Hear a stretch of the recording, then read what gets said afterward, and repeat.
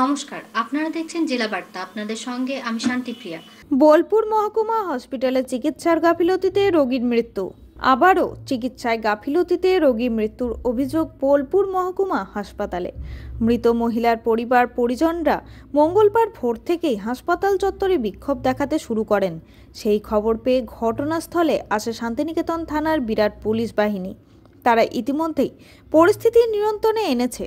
জানা গিয়েছে, লাভপুর থানার নবগ্রামের বাসিন্দা ফেন্সি ঘোষের বিয়ে হয় বোলপুর থানার মুলুগ্রামে। সোমবার রাতে প্রসব যন্ত্রণা নিয়ে বছর 22-এর ফেন্সি ঘোষ বোলপুর মহকুমা হাসপাতালে ভর্তি হয়। রাতেই তার সন্তান প্রসব হয়, কিন্তু তার পরিবারের অভিযোগ তাকে পরবর্তী চিকিৎসা পরিষেবা দেওয়ার অন্য অপারেশন থিয়েটারে নিয়ে যাওয়া হয়, কিন্তু যেখানে 4 ঘন্টারও বেশি বিনা চিকিৎসাতেই পড়ে থাকে ফেন্সি ঘোষ। অভিযোগ, ডাক্তার ও নার্সদের গাফিলতিতে দীর্ঘক্ষণ কোনো চিকিৎসা পরিষেবা না পেয়ে মঙ্গলবার ভোরবেলায় তার মৃত্যু হয়। তারপর থেকে মৃতার পরিবারের লোকজনেরা চিকিৎসক ও নার্সদের ঘিরে ধরে বিক্ষোভ দেখাতে শুরু করে। সেই খবর পেয়ে শান্তিনিকেতন থানার পুলিশ এসে পরিস্থিতি নিয়ন্ত্রণ করে। জানা গিয়েছে, এই বিষয়ে মৃতার পরিজনেরা মহকুমা হাসপাতাল কর্তৃপক্ষ ও শান্তিনিকেতন থানায় অভিযোগ দায়ের করেছেন।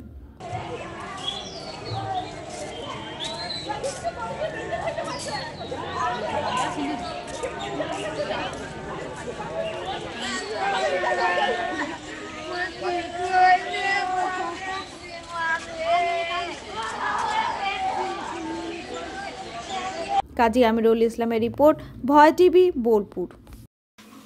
নিয়ে নিচ্ছে একটি ছোট্ট বিরতি। ফিরে আসছি বিরতির পর। সঙ্গে থাকুন ভয়ের সঙ্গে নির্ভয়ে। সিউড়িতে অত্যাধুনিক চিকিৎসা পরিষেবা নিয়ে এলো সৃজন পলিক্লিনিক। ওষুধের দোকান সহ অত্যাধুনিক মানের প্যাথোল্যাব, কম্পিউটার তথা অত্যাধুনিক মেশিনে রক্ত, মল, মূত্র ও থাইরয়েড পরীক্ষার সঙ্গে এখানে রয়েছে বিশিষ্ট চিকিৎসকদের বসার চেম্বার।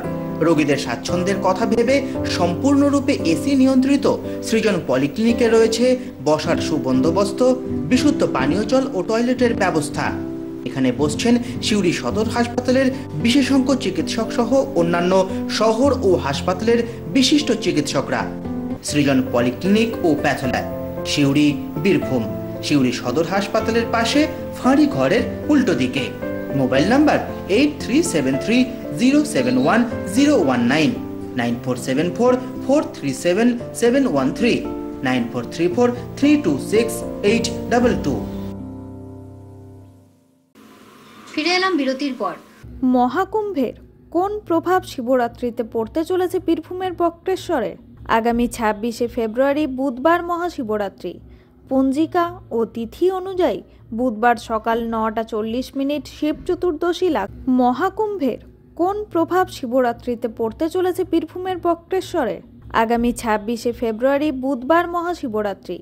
পঞ্জিকা ও তিথি অনুযায়ী বুধবার সকাল 9:40 শিব চতুর্দশী লাগছে এবং বৃহস্পতিবার অর্থাৎ পরের দিন সকাল 9:30 পর্যন্ত শিব চতুর্দশীর তিথি থাকছে।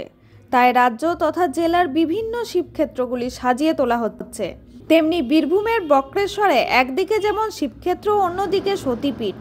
তাই বক্রেশ্বরের শিব চতুর্দশী ও শিবরাত্রির গুরুত্ব ও জনপ্রিয়তা অনেক বেশি।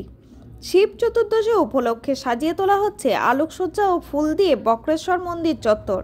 সারা বক্রেশ্বর জুড়ে লাগানো হয়েছে একাধিক সিসিটিভি ক্যামেরা, কিন্তু সমস্ত ব্যবস্থায় পরিকল্পনা মতো হলেও বহু মানুষের মনে, বিশেষ করে স্থানীয় ব্যবসায়ীদের মধ্যে অনেকেই ধোঁয়াশায় রয়েছেন। অন্যান্য বছরের ন্যায় এবছরও কি বক্রেশ্বরে শিব চতুর্দশী উপলক্ষে হাজার হাজার তীর্থযাত্রীর ঢল নামবে, নাকি মহাকুম্ভের জন্য তীর্থযাত্রীদের ভিড় কম হবে বক্রেশ্বরে? তবে বক্রেশ্বর মন্দিরের সেবায়তরা আশাবাদী, অন্যান্য বছরের মতো এবছরও শিব চতুর্দশীতে লক্ষ লক্ষ পুণ্যার্থী বক্রেশ্বরে আসবেন। মহাকুম্ভের কোনো প্রভাবই বীরভূমের বক্রেশ্বরে পড়বে না। বীরভূম সহ বাঁকুড়া, পুরুলিয়া,